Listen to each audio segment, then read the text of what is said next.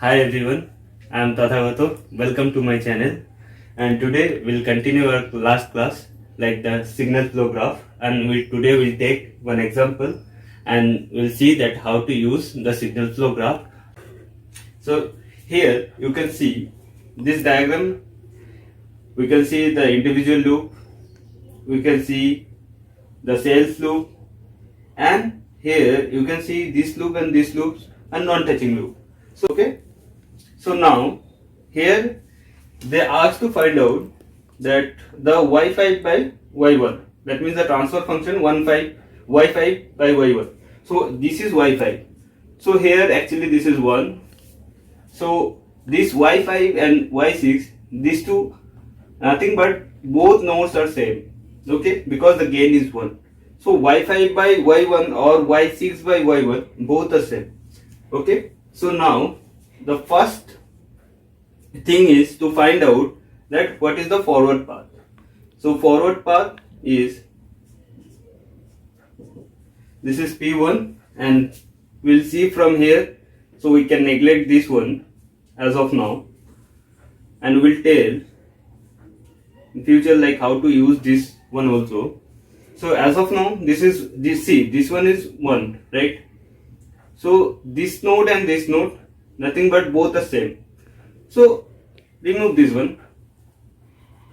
So we'll consider from y2. Okay. So this is y1. So our starting, the source node is y1 and the sink node is y5 or y6, whatever we want to say. So now the forward path is, see, this one is a forward path. That means y1, y2, y3, y4, y5, y6. So up to this, whatever the path gain, will multiply this one, and this one is a forward path. So what is the forward path? See, G1, G2, G3, G4, right? Up to this, Y5, which is, so this is the forward path, 1. So here you can see another one forward path is there from the Y2, another one Y5, G5 is there up to Y5, right? So the forward path 2 is G1, G5, okay. So now you can see P1, P2. So obviously there are delta 1 and delta 2, because in last class we say the Mason's gain formula, right? So that is the P1, so like Pi delta I by delta, that is TF. So this one is a Mason's gain formula. So now the delta 1 and delta 2 you have to find out. Okay, so before that, what is the loop? We'll see. The loop 1, so let's say this one is the loop 1. So the loop 1 is what? Y2, Y3, then Y2. That means G2 minus H2. Okay. So next one is, let's say this is loop 2. So Y4, Y5, again Y4. So this is the loop 2. That means G4 minus H3. Okay. Sorry, this is the 4, because this is 3, right? Yeah, and this is 3. So now this is G4 and G3, H3. Then the loop 3. So loop 3 you can see here from Y2 to Y5, the entire forward one. Then feedback through the H1. So that means what? H2, H3, H4 and H1 minus.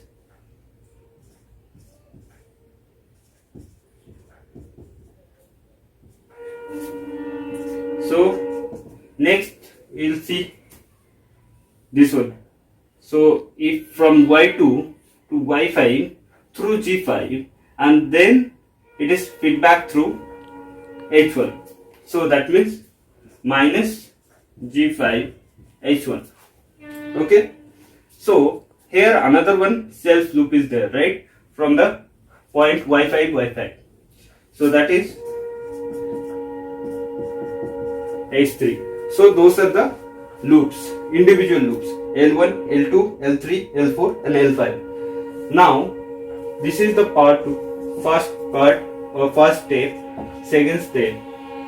First step, we have to find out the gain of non-touching loops. Or if you remember, we discussed in last videos like how to to find out the delta, we need the sum of product of all non-touching loop gains, right? So here the non-touching loops. So here you can see the non-touching loops L1 and L2 are non-touching, right? So number one, L1 and L2. So what is L1? L1 and L2 both are minus minus plus. So G2H2 and G4H3. Sorry, this one is 4, right? Next, so you can see L1 and we name it as a L5, right? So L1 and L5, these two also non-touching loop. So L1 and L5. So what is L1 and L5? Minus minus again plus. So G2, H2 and H3. So these two are the non-touching loop. Next, the third part is we have to find out the delta. The fourth part is to find out the delta. So delta means what? 1 minus sum of all individual loops. So that means L1 up to L5, L2, L3, L4, L5. Then plus sum of product of the non-touching loop gains. Two non-touching loop gains. So product of L1, L2 plus L1, L5. So what is that? 1 minus L1, how much? Tell me. G2, H2 minus G4, H4 minus G2, G3, G4, H1 minus G5, H1 minus H3 plus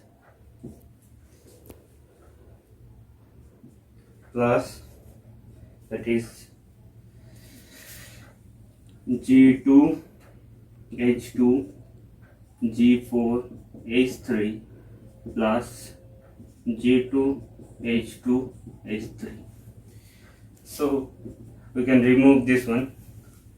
So 1 plus of G2, H2 plus H4, G4, H4 plus G2, G3, G4, H1 minus or plus G5, H1 plus H3 plus G2, H2, G4, H3 plus G2, H2, H3.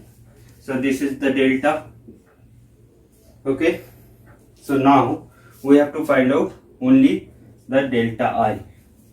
So how many paths are there? There are two paths. This is P1 and P2. So obviously there are two delta 1 and delta 2. So for the forward path, like from G1, this one, G1, G2, G3, G4, this. So is there any loop if we remove all nodes? So we are not considering this forward path. So is there any loop? You can see there are no loop because it's not a loop. Nodes are not there. This is also same. This is also same. So there are no loop. So that means what? 1 minus 0, that is 1. And the second thing is, if we add again, to consider the second forward path, that is G1, G5.